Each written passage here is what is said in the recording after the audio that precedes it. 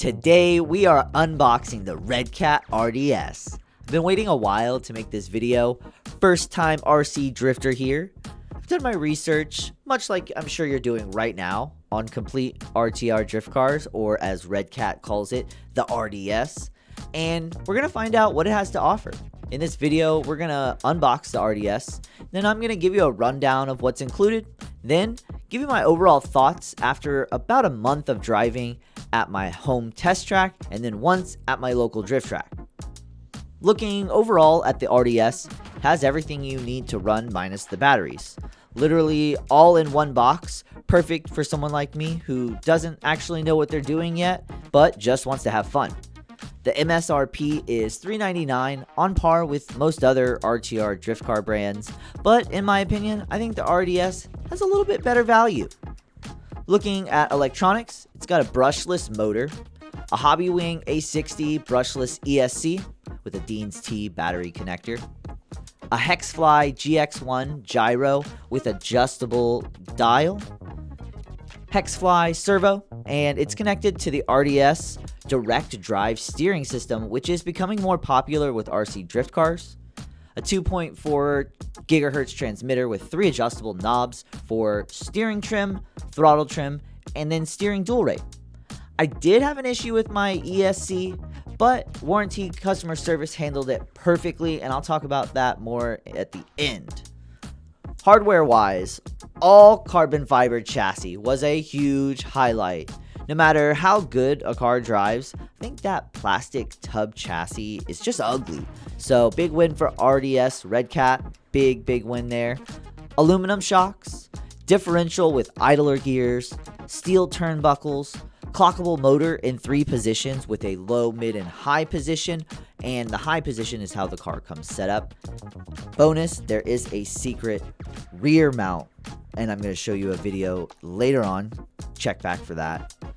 It has easy adjustable Ackerman, adjustable toe blocks, adjustable camber. The shell is also super sporty with almost a Z400 look, and it has ready to accept light buckets. Also has a complete livery setup with 3 pages worth of stickers to choose from, which is just insane and I think extremely fun. The car says in its title, competition spec, but I will say it does need a few minor tweaks, and then in my opinion, for the price and value, it's 100% ready to hang with the big dogs. Triple checking all the stock specs, alignment, making tuning adjustments with the turnbuckles and shocks. It also has a handful of hop-up parts, so the upgrade path is amazing to see, and so I think it really does have a lot of potential if you just take a little bit of time and effort with it. In physical hardware wise, the main issue was sticky suspension. But after disassembling it and setting new toe blocks, you'll see in a later video, the issue was resolved. So no problems there. I actually called customer service and they just let me know how to fix it. And that was a huge win. Great customer service. The tires are not made for every surface, but I feel that that's a given. Coming out of the box, it's great to just slide on outside surfaces. The servo horn for direct drive steering connects directly to the servo gear, and it's made out of plastic. That wears out extremely easily, so Redcat has a very inexpensive servo horn that's aluminum, and you can use to replace that. It's just over like $15, which I highly recommend. Basically day one, just get that out of the way, and you're gonna be good forever basically.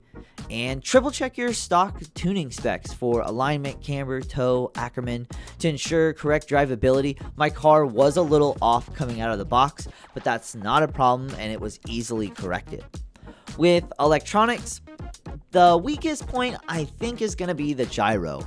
From what I've gathered from my experience and feedback from others online, no matter what setting I have the gyro on, I still get wobbles, and it's continuing to search, but it still does the job. So it's just also just a small inconvenience to get the car each time you want to change the gyro setting, because it has a physical dial on the gyro instead of being able to do it on the fly from the controller.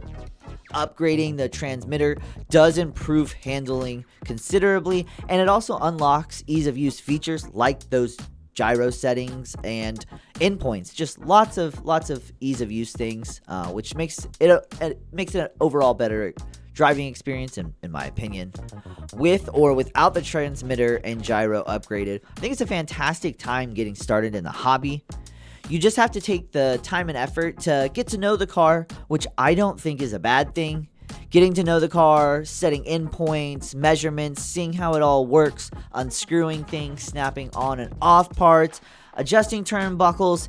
It's just good getting familiar with starting out in the hobby. The RDS gives you that opportunity, and it's easily all achieved. It's not something that's extremely difficult. So if you find RC drift cars interesting, most likely you'll take the extra 10-20 minutes to do a few minor tweaks. Like I said earlier in the video, I did have an electronic issue with my ECS, but 1 full year warranty and customer service got me handled immediately with the new part within 3 days, I think, and I was back up and sliding. The ESC wasn't working in reverse intermittently, so apparently that's one of the first signs that the ESC is going bad.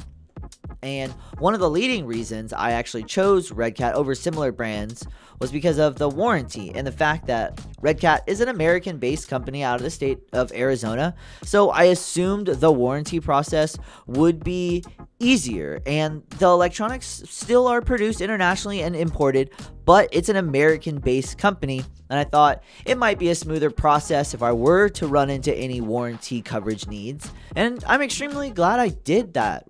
The Redcat customer service team handled it fantastically, great reps, and no complaints there. Especially if I have a 1-year warranty, if I do run into any other problems, I just already know right off the bat they're going to handle it fantastic. So I think that's everything that I needed to let you know in this video, and where we can end it actually.